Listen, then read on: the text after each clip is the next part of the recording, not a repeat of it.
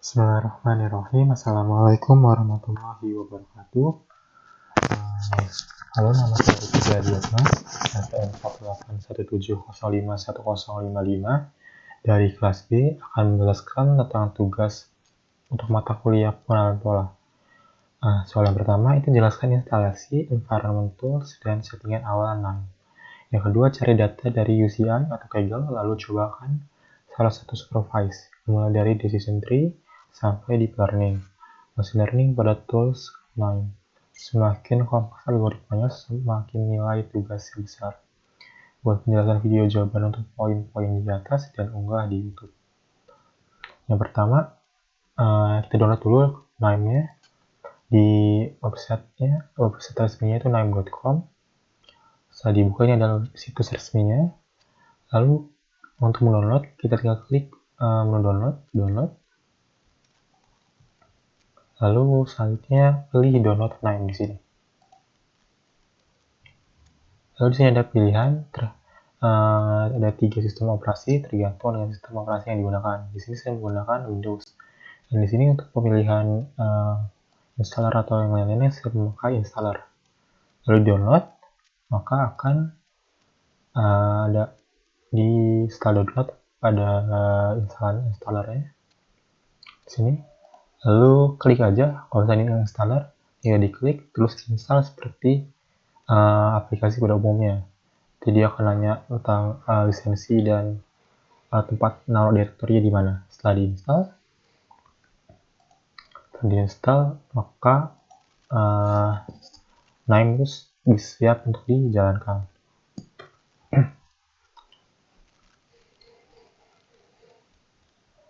Di sini saya menggunakan NAIM versi 4.3. Ini dibangun tanggal 6 Desember tahun 2020. Kita tunggu.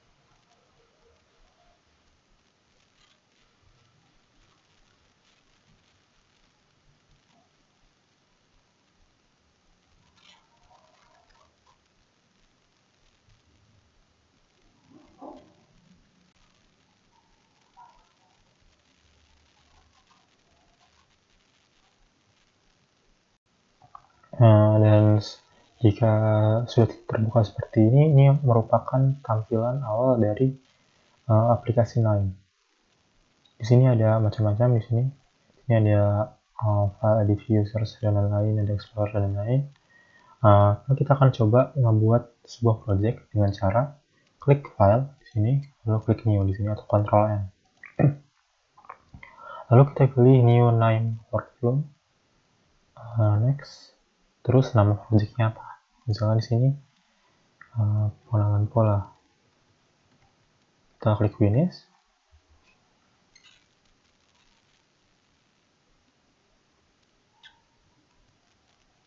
Nah, di sini merupakan lembar kerja project kita. Jadi note-note itu akan ditaruh di sini.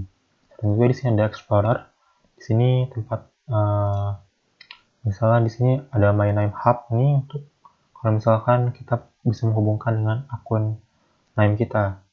Terus ada example dokumentasi dari NAIM, contohnya. Tapi yang ini dibutuhkan internet untuk aksesnya. Terakhir ada lokal, tempat penyimpanan kita, local workspace-nya. Di sini juga ada example workflows-nya juga. Tapi ini bisa digunakan. Ada project-project kita. Terus ada node repository, ini yang sering kita gunakan nanti untuk buat menaruh node-node yang diperlukan nantinya. Sudah outline, terus ada description. Description ini berisi tentang sesuatu yang kita sorot gitu. Misalkan ini projectnya disorot, jadi nama title-nya apa, description-nya apa, dan lain-lain gitu. Langsung aja kita mulai. Pertama kita harus butuh dataset dulu. Di sini saya menggunakan dataset Iris Species dari Kaggle, yaitu untuk mengklasifikasikan tanaman iris ke dalam 3 spesies. Data ini dari UCI Machine Learning yang di-update 5 tahun yang lalu. Isinya itu di sini ada beberapa kolom, ada 1, 2, 3, 4, 5, 6, ada 6 kolom, ada ID, sepaleng, sepalwidth, petaleng, petalwidth, sama spesies. Terus ini ada sebaran datanya. Di sini terdiri dari sekitar 150 record datanya. Terus untuk variabel targetnya ini ada 3 nilai, itu stosa, versicolor, dan virginica. Terus juga untuk variabel lain ini nilainya numerik, kecuali yang create targetnya kategorikal sini. Lalu kita download datanya. Setelah di download, kita kembali ke name-nya. Yang pertama kita pakai input output, kita buka input output, lalu kita klik yang read untuk membaca filenya.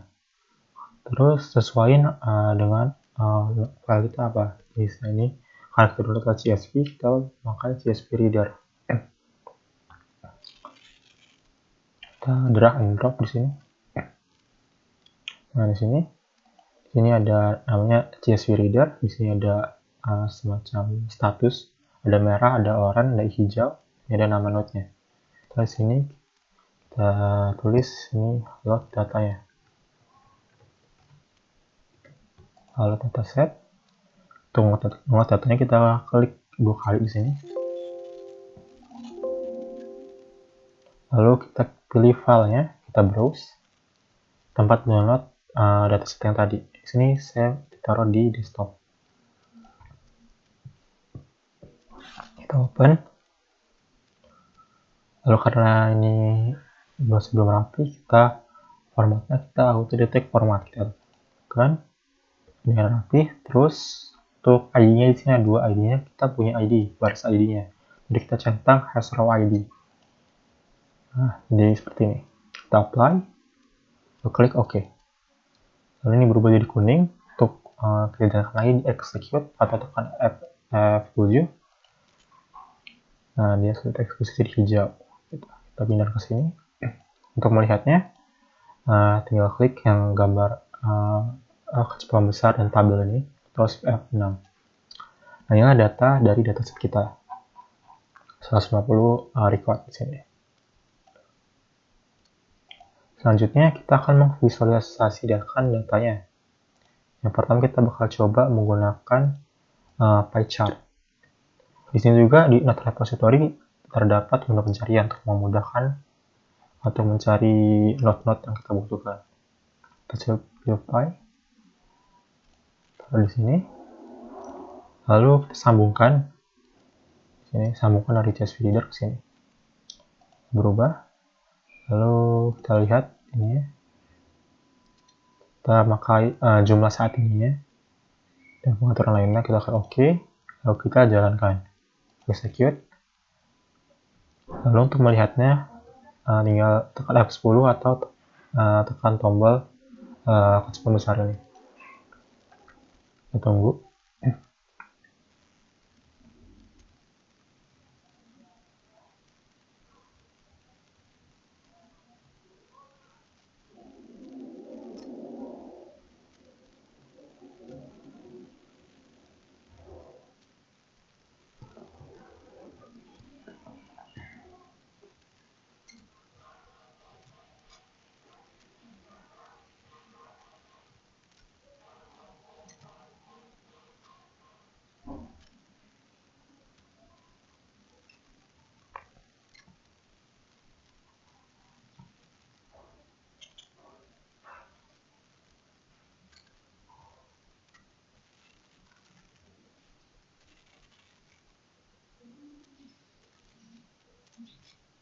Nah, ini adalah tampilan dari pie chart-nya. Nah, ini tampilan dari pie chart untuk kolom spesiesnya. Ini perbandingannya untuk value-nya 50-50-50 dari ketiga spesiesnya. Kalau ingin merubah strukturnya dari chartnya bisa di sini. Baris 3 ini nama, ini judulnya, ada subtitlenya, tipenya apa, ini kan value, nilainya bisa key-nya, kata kuncinya, nama-namanya tentang persenan. Ya. Kita pakai value aja. Kita ganti ini persentase jumlah spesies. Nah, gitu. Kita exit. Lalu kita namakan ini sebagai pie chart.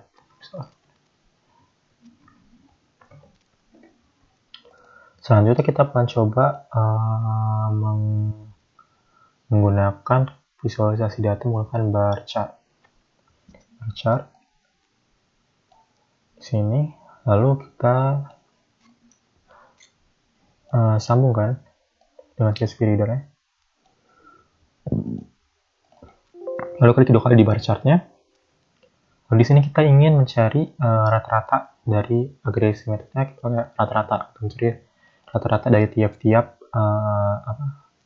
si variabel ini dengan variabel targetnya. Kita oke, lalu kita eksekusi. Nah, kita lihat di sini.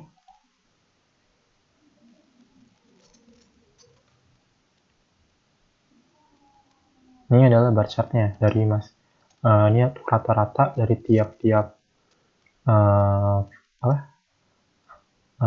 variabel terhadap variabel targetnya.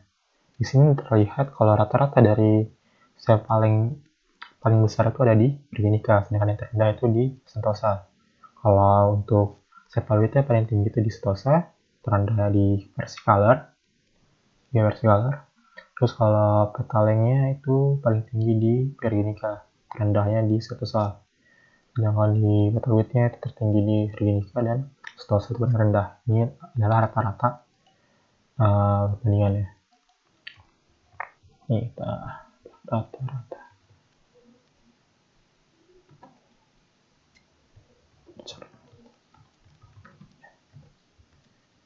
Kita exit. Ini kita ganti jadi bar chart. Tentunya kita bakal menggunakan statistik untuk melihat datanya lebih detail lagi. Statistik sini. Lalu kita sambungkan di sini. Lalu klik 2 kali. Kita pilih oke, kita apply manual selection aja. Oke. Untuk melihat datanya, kita eksekusi dulu. Lalu kita lihat datanya. Ini adalah data sebarannya, ada minimum, median belum diatur. Coba diatur dulu. Mediannya, calculate median. Kita checklist, kita apply. Kalau oke, kita jalankan lagi, eksekusi lagi. Lalu kita lihat datanya. Ini sebarannya, ada median dan lain-lain, dan histogramnya. Terus untuk nominalnya di spesies jumlahnya sama, 50 semua jadi sejajar. Gitu. Terus kita buat lebih biar bisa mudah dicari, kita menggunakan table view.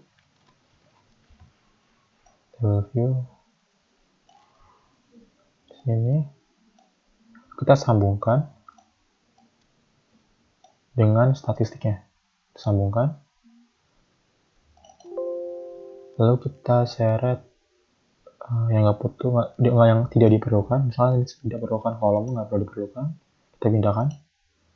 Lalu klik apply, klik OK. Lalu kita eksekusi, kita lihat.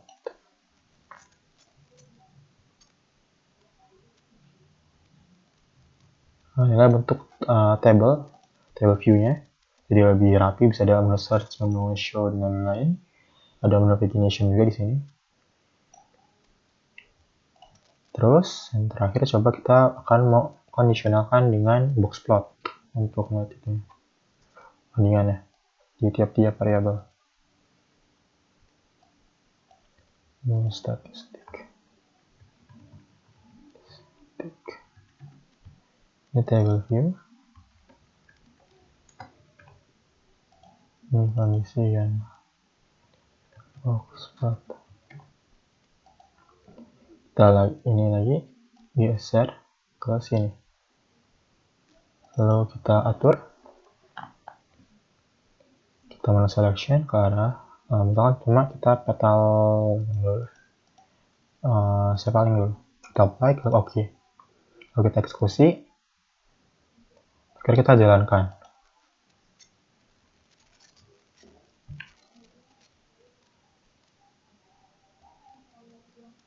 Nah, inilah kondisional box plot dari variabel untuk sepaleng ke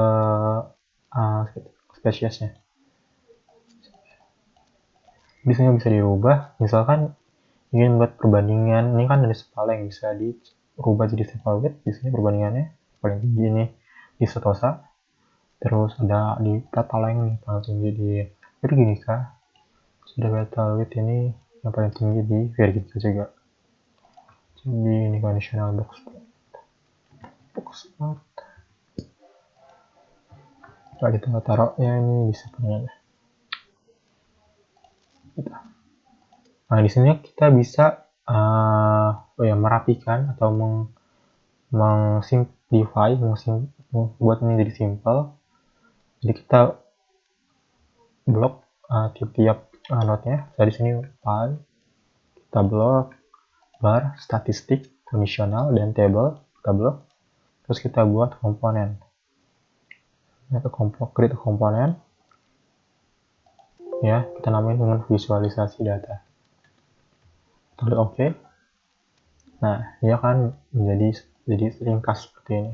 Dan isinya sama aja kalau kita lihat datanya di sini. Eksekusi dulu. Kita lihat datanya. Ini adalah gabungan dari yang kita buat tadi. Nah, lalu kita akan mencoba untuk merapikan karena ini belum terlalu rapi ya. Kita klik kanan, terus kita lihat komponen, terus kita open. Di sini. Selanjutnya kita akan menambahkan misalkan judul dulu. Judul untuk teks atau widget di sini. Kita klik 2 kali, terus label kita hapus. Terus saya pilih HTML. Terus kita misalkan di sini kita taruh H2, center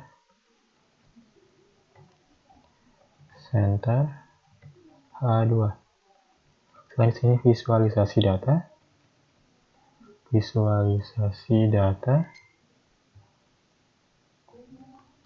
Kita tulis ini H5, center juga. Ini misalkan iris dataset. Center H5. Kita apply, klik OK. Lalu hasilnya kita coba jalankan lagi.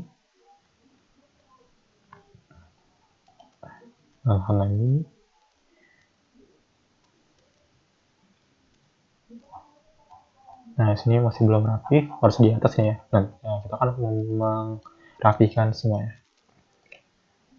Kita klik yang gambar ini. Nah, ini ada komponen view layoutnya. Kita tambahkan judulnya di atas, paling atas. Nah, kita pindahkan. Sini dulu. Tekan ke atas. Naikin ke atas. Lalu misalkan di bawahnya kita ingin sini kita buang dulu bentar. Kita taruh 2 di sini. Kita taruh pie. Terus bar chart misalkan di sini. Bawahnya table view, conditional box plot. Nah, seperti ini aja. Dia ada terbagi 2 sini. Setelah klik finish, lalu kita lihat, kita eksekusi lagi. Lalu kita lihat visualisasinya. Misalnya ini ada pie chart-nya di sini, perbandingannya, jumlahnya, ini korelasi juga antara si variabel dengan variabel targetnya. Ini ada table view-nya dari sebaran datanya. Ini ada conditional box plot-nya, bisa dirubah juga di sini antara tiap-tiap variabel. Setelah itu kita akan mencoba untuk training untuk memprediksi datanya dengan algoritma decision tree. Pertama kita harus mempartisi dulu untuk dengan cara partitioning di sini untuk memisahkan data training dan data testingnya. Kita sambungin di sini. Terus kita set, di sini saya akan men-setnya 75 untuk data training dan 25 untuk data testingnya. Terus itu ini randomly aja. Kita klik OK. Lalu kita jalankan. Oke, kita sini tulis training 75, testing 25. Kita enter langsung. Lalu kita akan mencari decision tree learner untuk melatih modelnya. Lalu kita sambungkan dengan data trainingnya di sini yang di atas. Sambungkan. Lalu kita memakai kelas kolomnya spesies, ini JIndex. Nanti kita pakai MDL boleh. Terus ada pengaturan lain yang sesuai dengan yang diinginkan si ngebuatnya, ingin butuh apa aja. Jika oke, kita jalankan. Setelah itu kita akan membuat prediksi untuk testingnya. Cari decision tree predict, kalian decision tree predictor. Kita tarik predictor di sini. Kita sambungkan dengan data testingnya. Kita geser,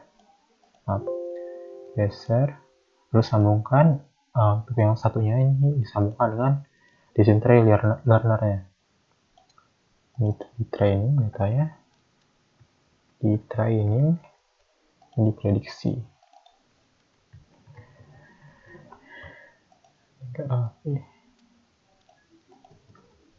Lalu kita eksekusi. Lalu bisa dilihat di sini. Kita lihat. Nah, ini adalah hasil dari decision tree-nya. Yang pertama misalkan di Aristosa.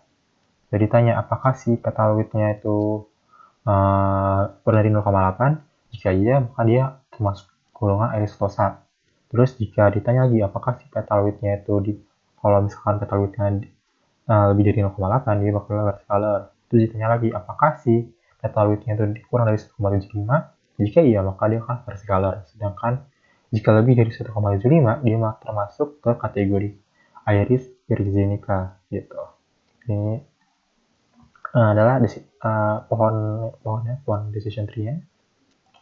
Lalu kita akan melihat skornya dengan cara kita scorer.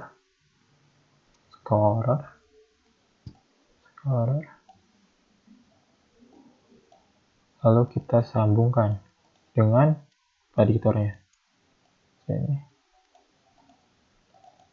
prediktor.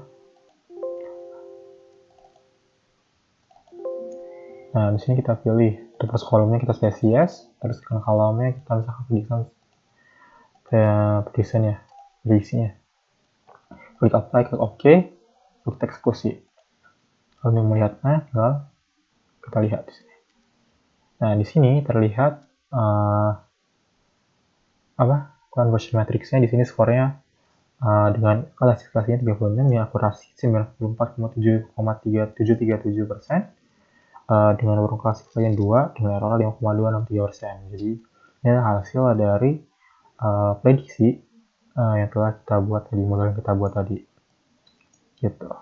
Mungkin cukup sekian presentasi dari saya. Terima kasih atas perhatiannya. Saya Wassalamualaikum warahmatullahi wabarakatuh.